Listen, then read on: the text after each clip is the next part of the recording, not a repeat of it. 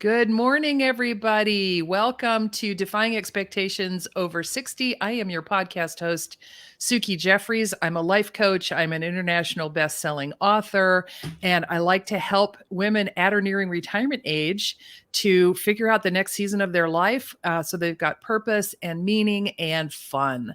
So, one of the reasons for defying expectations over 60 is society kind of expects us to be slowing down. And I like to highlight people, men and women, who are still going great guns and making a difference in the world over the age of 60 when we are expected to really be slowing down. And my guest today is my friend Allison Hammond. We have been friends for a couple of years. She has a really interesting business called ResponsAblePeople, and she lives in Kalamazoo, Michigan, and she's going to tell you a little bit more about herself. Go ahead. Sure. Thank you so much, Suki. It's just really fun to be here and see you. And so, yes, I do live in Kalamazoo, Michigan, which I like to show. It's right here on the mitten. And so I've been doing this graphic facilitation for about 12 years. I had been a facilitator almost all my life. When I look back, not necessarily with a job title, but in various roles in volunteer organizations to different jobs that I've had, I've often found myself in the role of facilitating groups. I'm good at leading meetings. I'm good at leading brainstorming. If no one wanted to do it, I'd raise my hand, or people started to notice I'm good at it. So they'd say, Allison, can you lead us through this? So I've always done that. And then about 12 years ago, I was introduced to visual facilitation. I went to a training in Toronto, Canada, and I learned how to do paths and maps, which are processes that have been used with people that experience disabilities to plan for a life fuller in the community, because you bring their friends and family along with creating the plan. And as soon as I did it, I was like, this is my calling. How did I not know about drawing as we're facilitating? I mean, I've used the easel paper and made lists, but to actually draw pictures, icons, help organize words into groupings or things like that was really like, oh, that's so cool. So I absolutely love what I do. I still work with people that experience disabilities, but I found that whenever I was doing this kind of planning, someone else in the room would say, oh, I need someone to do that for me. And it oftentimes was parents who were getting ready to retire, or a sibling who had just finished college and really wasn't sure what they really wanted to do next, or maybe a family member who was getting ready to do a career change. So I realized when I decided to do this, that this kind of planning is useful for anybody in many situations. I've also now done this with groups doing planning, everything from church groups to small businesses. So these kinds of tools really work. And I do have some specific tools that I use, but I've also been learning through, I'm taking a course with Brandy Agerbeck, who's in Chicago. She's been doing this for 30 years. And through her training, I've also learned how to create frameworks so I can create a process for a person or a group, depending on what their situation is and what they're really trying to get out of the planning session. So that's it in a nutshell. Did you want me to talk more about my tools now, or? No. What I want to ask you right now is, how old are you?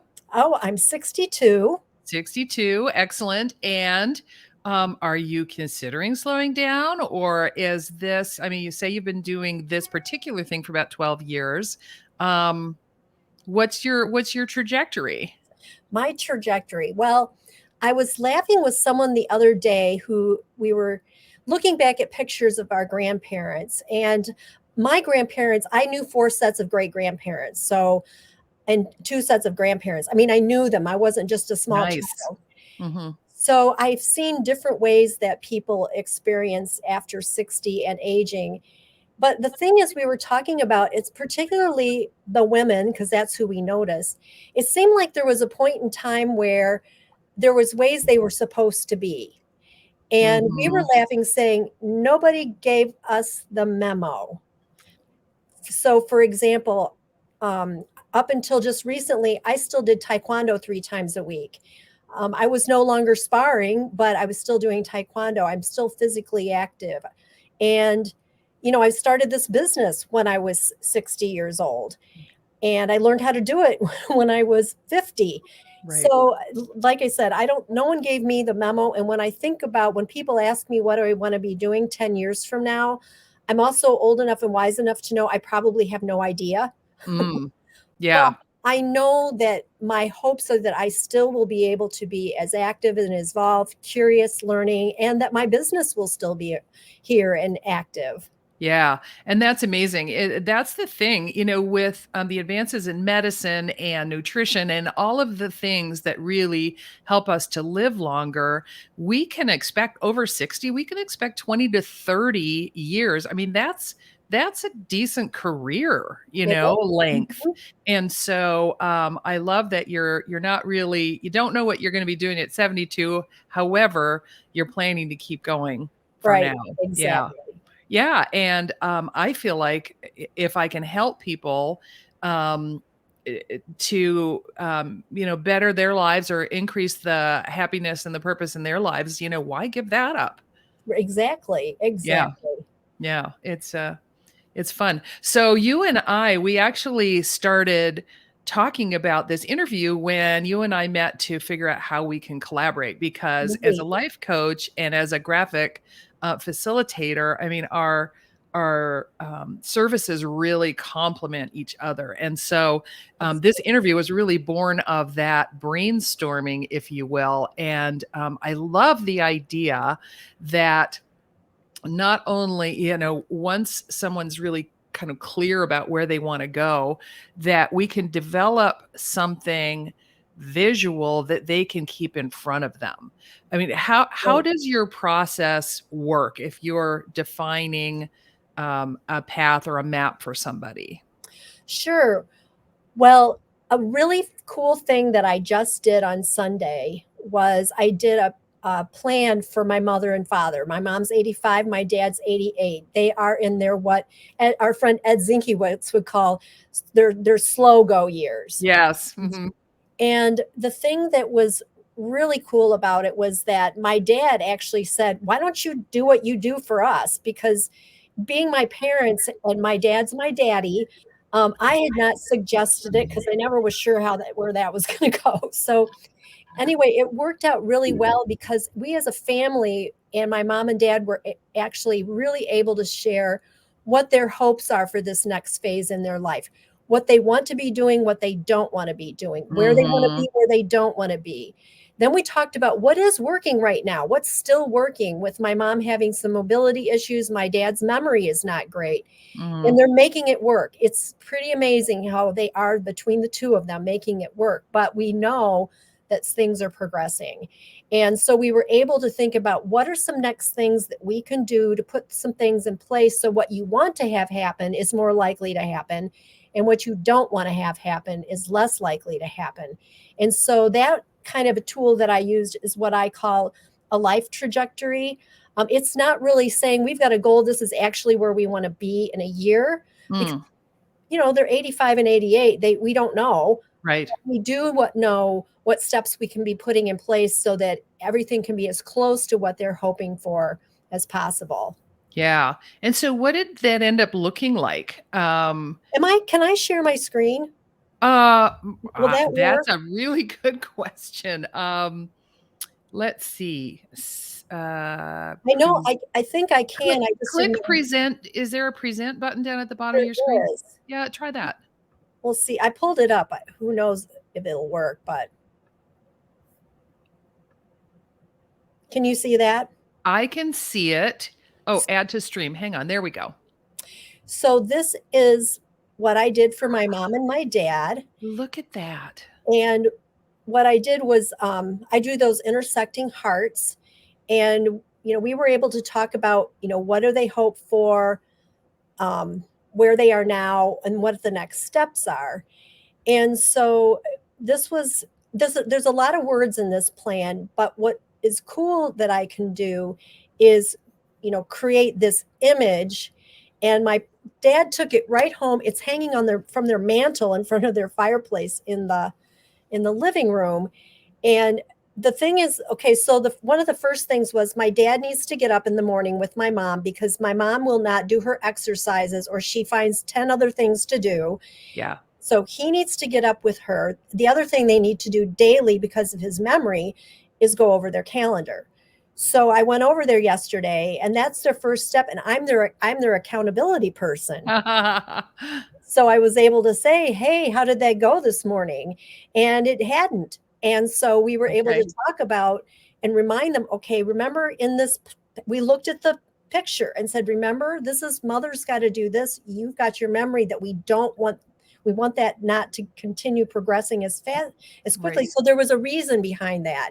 Right. And so again, that picture, instead of it written down, it's actually in a picture where it shows the meaning of them wanting to be together. Right. That's awesome. That's awesome. And I can imagine too, if we were in a coaching situation and people were developing their vision and we had a path or a map, and I'm not clear on which one we would have, but that they could have that like in their office or on their wall or in their bathroom or wherever, on their closet door, someplace where they could see it every day and remind themselves of the where they're going and the actions that need to be taken. What it's and that's when people will ask me if I'm a coach. I'm really not a coach. What I do is I provide a framework for planning, and my tools are markers and paper. Yeah. And whenever I do a plan for people, whether it's a path or a map or what I just did there, people invite other people from their life to be involved. So I don't do planning just with a person one on one because, yes, I can listen to them and think about, what their next steps might be. But I don't have the skills that you have, Suki, in the coaching skills, the mindset tools, the ways to help people think, the exercises you can take them through to get over whatever obstacles that they might be facing that's keeping them from moving forward. Right. So, um, so that's where I think we dovetail so well together. Yes, yes. And so, as I'm envisioning, so you and I are going to do this for me. I'm planning out my next year and the trajectory I want my business to be on, and sort of how to get there. And you and I are going to practice this together. Yes. And I'm really excited about it. Um, and that's something that I can put on my wall. And as I'm envisioning it with my coaching sessions, normally when I take on a coaching client, we go through a clarity session or an intro section in Mhm. which we talk about vision, we talk about resistance and obstacles, and that kind of thing. And then my thought is that after that point, it's like let's make a plan with Allison Mhm. so that they've got something really cool that they can refer to on a regular basis. Exactly. And what I've noticed is people that I know that have worked with coaches, whatever it is, to take that mindset shift or that habit they're trying to change or moving forward with whatever it is, out in the real world when they're really interacting with their friends and family and colleagues who may not know how hard they are working to overcome that obstacle. And if they're part of creating this path with what the steps are, that helps them be more supportive. It also helps them hold the person somewhat accountable. That's not that they're going to should on people. We don't Right, do that. right. But just to understand that, when you were asked about moving forward in life and expectations, I'm thinking about another woman that we know who her big dream was to climb Mount Kilimanjaro. Yes. And I can imagine there are some people that would say to family members, "That's my dream. That's what I want to do." And people would go, "That's nice." And you Yes. really think they're going to do it. But if you really want to do it and you need to be all that preparation, the packing, the expenses, you need to have other people in your life on board and helping you and knowing how to help you without kind of standing back as, you know, just bystanders, Yeah. to help have them be involved as well. And Yeah. yeah, so I'm that's glad you circled back around to that about having people with you, because I'm in this 90-day goals program that's going to end up, actually it's finishing up this week, and one of the reasons I've noticed over the 90 days is I'm really a lone ranger. Like I set my eyes on my goals and I go and I and I try and do it all myself. And what I've learned is that it's a lot easier with support and with help. And I love the idea of bringing people in the development of your graphical documentation, so that they understand why and where and what, because you're right, it really does help them buy into whatever your game is that you're playing. And then you don't have to feel alone, and they can ask you, hey, how's that going? I was really inspired by you saying blah blah blah. Has that happened yet? Right, exactly. Yeah. Well, and I did a path for another friend of mine, and other people in the room have some of the same goals around healthy lifestyle. And Mm, so they said, oh, I need to be doing that too. We can do it together. We can work on this together. yeah. And so sometimes even the other people in the room, even though there may not be the focus person, can start realizing, oh, these are things that I could be doing too, or these are also gifts or interests that I have. Yeah. Maybe we can do them together. So Yeah. Yeah. And especially with health things, it's always easier to do it with a friend. that's very true. Yeah. Yeah. Super. So, tell me, what else is going on with you? I mean, what kinds of groups are you working with? And, Sure. Well, here locally, I have my friend Michelle Coy, who actually is my coach, and mm, then we have another woman who's a small business owner. She owns a bug exterminator yeah, company, yeah. and the three of us sat down yesterday because we want to work together. We love what each other does for each other when we meet, and do it more intentionally. So we were thinking, how could we work together? Well, we're creating a workshop. And our first go round, we decided we're going to do it locally, knowing that we would eventually like to do it virtually. Hmm. And what we're doing is, Michelle is really good with leadership coaching. And we think about leadership. It's not just leadership if you're a business owner, but leadership in your life. Oh, yes. And then Maria, who owns Pest Pros, she is a huge, big picture thinker. You can do anything in your life. And she does workshops around that as well as her own business. Yeah. And so when we sit down with each person we'll do a solution circle. That's the quickest little path. They'll be part of the group. So while the women who are there are working on their leadership or their mindset things, and we're creating a path, they'll be able to say, hey, here's where you could fit in a tool that I just taught you as part of your path. And then these women will serve as each other's support circle. And then our idea is that we would regroup in about 3 months and say, how to go. Right. And so it all came out of, how can the three of us work together because to support each other. And Hmm. then we're like, oh, we could make this into a workshop because we know other women. So it will probably start out, the test run will be a very small group, but we want to see how that works, and we're really excited about it. Oh, very good. Very good. So do you have a mailing list that people can get on, like an email list, so they can find out what's going on with you?